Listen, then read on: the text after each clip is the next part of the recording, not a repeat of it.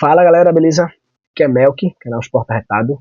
Vamos falar um pouquinho hoje sobre as notícias em relação ao futebol brasileiro, mas também em relação à Copa ao jogo do Brasil, um pouco sobre o Neymar, enfim. Tem que falar sobre o Neymar, vocês vão entender um pouco sobre isso, mas não deixa de curtir o vídeo, comentar, dá essa força a gente. Se gostou, dá o like, se não gostou, dá o like do mesmo jeito, como eu falei, aqui a gente trabalha desse jeito. Mas no comentário você pode ser honesto, se gostou, se não gostou, se discordou e tal. Porque, pelo menos aqui, é um momento que a gente pode falar de uma certa forma, como a gente pensa, como a gente gosta e tal. Então, é isso, beleza? Não esquece dessa força pra gente. Então, pra gente começar, eu queria falar algumas coisas. Em relação à convocação de Ancelotti, a gente tinha falado, eu particularmente não falo sobre convocação ou não, mesmo tomando um pouco de partido por Juba, porque eu falei que Douglas Santos, eu não via jogo do Douglas Santos na Rússia, do Zenit, e Alexandre do Flamengo oscila muito, então é um cara muito defensivo. Falei também como o Juba, na seleção, ele não jogaria como joga no Flamengo, se a gente pegar o jogo do Fluminense contra o Bahia. Juba, a saída de bola às vezes, Jean Lucas, ele fazia o terceiro zagueiro pela esquerda, desse lado, da esquerda aqui, né? Porque estava ao contrário. Mas a saída pelo meio, o Mengo fechava o zagueiro central, e aí Duarte pela ponta, e Jean Lucas pela ponta, o Acevedo, e aí Gilbas, ele sempre na saída de bola, muitas vezes, muitas vezes, ele fechava, cortava pelo meio. Então, assim, a gente sabe que na saída de bola na seleção, o Juba não sairia como meio campo. Ele teria que ser o lateral prático, marcar, marcar para trás, né? Marcar, ser ofensivo, enfim. A gente sabe que Juba não jogaria desse jeito. Mas ainda assim, Alexandro não tá jogando tão bem assim, mas é um cara bem defensivo e entende um pouco disso. Nosso trauma nos últimos jogos da seleção, a gente tá sempre expostos ali nas laterais, entendeu? Mas o Alexandre se machuca. Então eu disse não, vai convocar. E aí o Ancelotti não convoca. Vê como funcionam as coisas. E aí Joel se machucou. Joel se machucou. E aí não. Aí Alexandre se machucou e disse que não a nota que a CBF diz que não vai se convocar porque convocou alguns laterais que jogam como zagueiro, alguns zagueiros que jogam como laterais, enfim, alguns polivalentes. E aí Joel se machucou, convocou o Jean Lucas. Wanderson saiu na lateral direita, convocou Vitinho do Botafogo. Matheus Cunha se machucou, ele convocou Samuel Lino no lugar dele. Então assim, percebeu como teve todo esse alvoroço da imprensa, da torcida, por Juba, que de fato tem. Veja, se eu não tomei partido de bater o martelo, que era Juba o lateral, que era para jogar pela seleção, mas pelo menos a gente. Aqui não tem discussão. Juba é o melhor lateral esquerdo do futebol brasileiro hoje. Se alguém discordar aí, eu respeito, mas discordo demais. A gente tinha Arana, que sempre jogava, mas está numa fase muito mal. O Atlético Mineiro tá horrível. E aí a gente tem também o Alexandre, que eu falei, entendeu? O Arthur Lucas do Flamengo, enfim. Ninguém tá jogando como o Juba tem jogado neste momento, tá ligado? Então, eu pego um pouco o pé de Ancelotti por causa disso, porque assim, teve 4 caras que se machucou, ele convocou a reposição para ele. E no lateral esquerdo, se machucou, ele não convocou. Tanto que assim, ele não teria como não chamar a Juba. Tá? Então não gostei dessa questão aí de negócio. E aí na imprensa gerou toda aquela questão, porque o Neymar foi pego treinando logo após não ter sido convocado, entre aspas, a fala de Ancelotti por ele ter uma luxação. E a gente, assim, luxação é uma coisa mais prática, né, e tal. E aí os caras dizendo assim, cara, pode ser, mas esse é teoria da conspiração. E aí eu não achava que tava, mas aí Neymar jogou no jogo. Quando eu vi Neymar no campo, eu disse, Neymar tá jogando, e aí jogou, né? E no final das contas, foi isso. Neymar, depois do jogo, da entrevista, ele fala que não foi convocado por questão do treinador mesmo. De fato, ele teve uma luxação, passou 2, 3 dias sem treinar, mas ele não foi pro jogo contra o VAR, contra o Bahia. Por causa disso, a gente sabe que não foi, porque ele não foi porque ele era aniversário do filho dele, e a gente sabe que quando é aniversário do filho, da mãe, do cachorro e da casa dele, ele não joga. Né? Neto entrou na mente dele com essa questão aí e botou lá as faltas dele desde não sei quando. Tá ligado? Então, em relação a Neymar, a gente falou sobre isso. Eu falei sobre outras coisas. Neymar, um cara que eu soltei a mão dele, não quer treinar, não quer jogar. É claro que ainda, Melk, pô, vai jogar 30 minutos, faltando 30 minutos para acabar o jogo. Neymar ou Anthony? Neymar ou Martinelli? Neymar, a gente sabe, mano, mas assim, a Copa do Mundo, onde o Brasil quer arrastar essa Copa do Mundo, não dá para um cara que tem o talento que o Neymar tem, mas não quer correr, não quer recompor, não quer treinar, tá ligado? E o Ancelotti, ele não vai se colocar no papelão, possivelmente, porque Neymar é o grande jogador do futebol brasileiro. O Neymar tem que performar, tem que correr, tem que encaixar, tá ligado? A gente sabe como o futebol hoje em dia.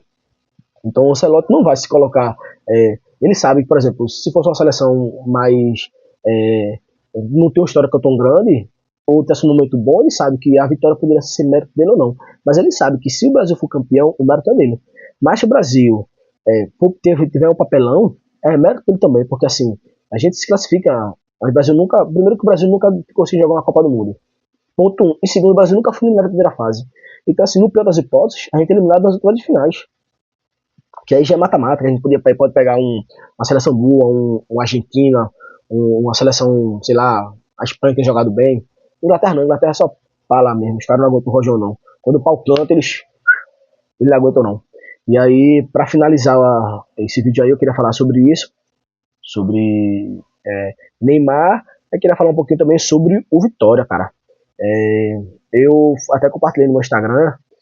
Eu tenho uma teoria, não é uma teoria, é uma coisa que eu penso, uma tese, que para a gente começar a torcer pelo time, claro que a gente vai pro estádio, porque o nosso tio leva, nosso pai, um amigo da rua, e a gente começa a torcer, mas a gente não entende futebol. Né? Ninguém começa a torcer pelo time pela história, pelos títulos, sei lá, pela questão social ou por qualquer outro motivo. A gente não torce por isso, mano. A gente não torce.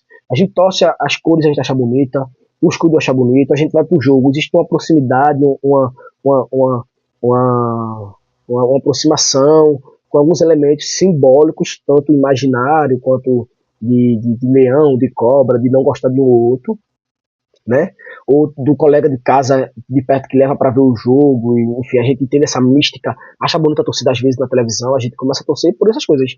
Então, a parte inicial do torcer é a partir desses elementos, né? E aí, o, o torcer, no sentido como um ato simbólico, mas não só simbólico, mas também um ato é, de definição, aquele que torce e tal, que acredita e tal, nasce nos traumas. Por que eu falei isso? Porque o Vitória veio da pior partida da era dos pontos corridos pro Flamengo, perdeu de 8-0, fora as bolas na trave, os perigos. E, e aí, durante a semana, a gente viu toda a movimentação da torcida do Vitória, enfim, movimentando, dizendo que ia cobrar, e teve uma conversa. Essa diretoria abriu os portões para a organizada conversar com o elenco, não foi um fazão, foi uma conversa. Não teve polícia, não teve quebra-quebra, não teve nada e tal. Então, o Vitória teve essa situação aí, e aí a semana toda a torcida se movimentando, cara, postando e tal, não sei o que, e aí, ainda dias antes do jogo, a torcida esgota os ingressos, não deu capacidade máxima, 30 e poucos mil, porque o Atlético Mineiro não pegou seus ingressos todos, mas aí o Vitória fez uma linda festa da torcida, e aí corrobora um pouco com esse meu pensamento, né, que assim, que a gente começa a torcer por os elementos que eu falei lá, mas a gente se mantém torcedor e a gente se torna o torcedor de fato nos traumas, né, nos momentos ruins, nas grandes derrotas, nas grandes humilhações, porque quando a gente vai, mano, a gente não consegue mais desassociar, porque como a gente começou gostando por aquilo ali, a gente vai vendo, cara, que legal, mano, é, né, assim, a gente não vai dizer, pô, mano, que legal essa derrota, não, que merda, mano, que time covarde, pá, não sei o que, mas a gente não consegue mais deixar de torcer porque criou-se uma memória, criou-se uma experiência, uma conexão entre a história do clube, no ponto positivo e o negativo, os traumas, e aí forma o torcedor, tá ligado? Achei muito bonito, eu queria falar sobre isso mesmo. E a gente tem sobre isso aqui, né, mano? O esporte, a gente não falou das suas piores campanhas de brasileiro, o esporte vem de uma média muito boa pelo brasileiro. O Botafogo, no último jogo agora contra o Bragantino, botou 11 mil.